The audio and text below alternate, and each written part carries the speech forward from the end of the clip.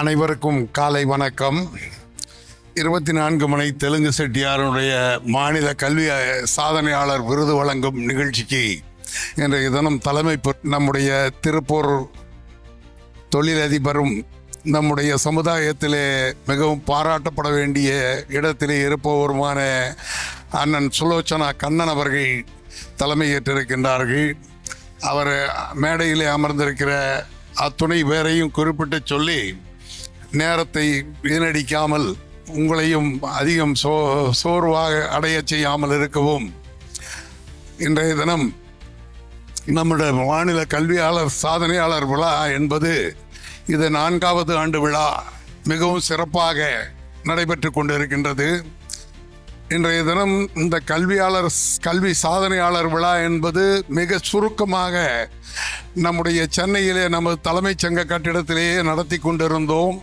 இன்றைய தினம் அந்த அரங்கு பத்தாது என்கின்ற காரணத்தால் பெரும்பகுதி பேர் கோவை மாவட்டம், திருப்பூர் மாவட்டம், ஈரோடு மாவட்டங்களை சார்ந்தவர்களாக இருக்கின்ற காரணத்தால் அவர்களுக்கு அந்த சௌரியத்தை அனுசரித்து இங்கே திருப்பூரிலே இந்த நிகழ்ச்சியை அண்ணன் கண்ணன் அவர்களும் மாப்பிள்ளை அர்ஜுன் சூரஜ் அவர்களும் ஏற்பாடு செய்தார்கள்.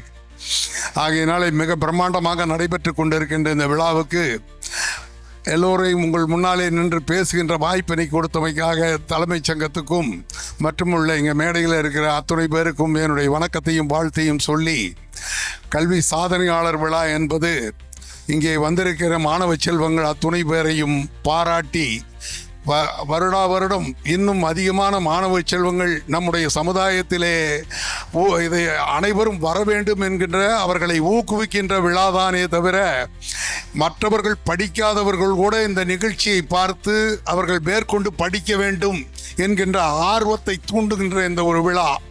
ஆகையினாலே இந்த விழாவுக்கு வந்திருக்கின்ற உங்கள் அத்துணை பேரையும் நான் வேண்டி விரும்பி கேட்டுக்கொள்வது, இந்த புத்தகத்திலே இருப்பது 20 சாதனையாளர்களுடைய பெயர்கள் பட்டியல் இருக்கிறது.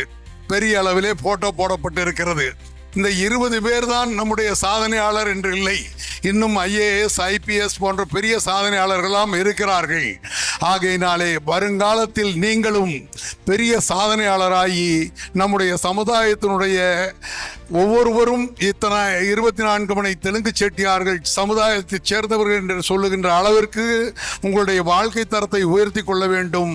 அதற்கு முக்கியமாக படிப்பு ஒன்றுதான் யாருக்கும் கிடைக்காத ஒரு செல்வம்.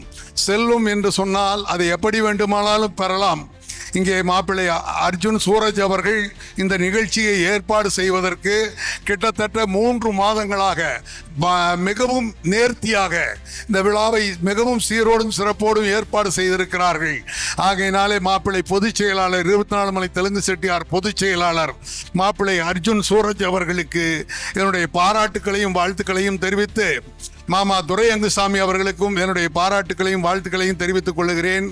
மற்றும் இந்த நிகழ்ச்சியிலே கலந்து கொண்டிருக்கிற நம்முடைய மாணவ செல்வங்கள் அத்துணை பேரும், இந்த மேடையிலே அமர்ந்திருக்கிறவர்கள் அத்துணை பேரும் டோனர்கள். இந்த சமுதாயத்தை மேற்கொண்டு மேலே கொண்டு வர வேண்டும், இந்த சமுதாயத்திற்கு ஒரு பெரிய விழிப்புணர்வு வர வேண்டும் என்று நினைக்கின்ற தர்ம சிந்தனை உள்ளவர்கள்.